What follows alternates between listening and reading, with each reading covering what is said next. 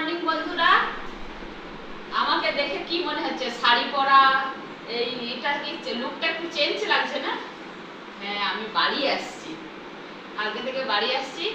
বলছিলাম যে একটা পার্সেল আছে, পার্সেলটা আনবক্সিং করলে দেখাবো বলে এই যে সেইটা নিয়ে বসেছি, আনবক্সিং করবো। আমার এইটা ঘরে লাগবে, দেশের বাড়িতে এসেছি তো এইটা এখানে লাগবে বলেই কিনেছিলাম।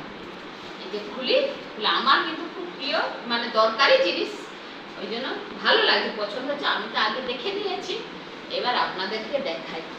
এখন ওই যাবো বাসন মাজতে, তার আগে এটা দেখিয়ে তারপরে যাব। মেয়ে চলে যাবে, ভিডিওটা একটু করে দে, ওর মাসির বাড়ি যাবে।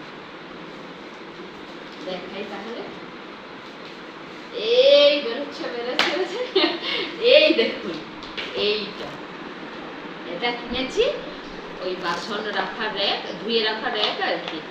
নাহলে খুব ওই বেসিনের কাছে খুব অসুবিধা হয়, গ্যাসের কাছে।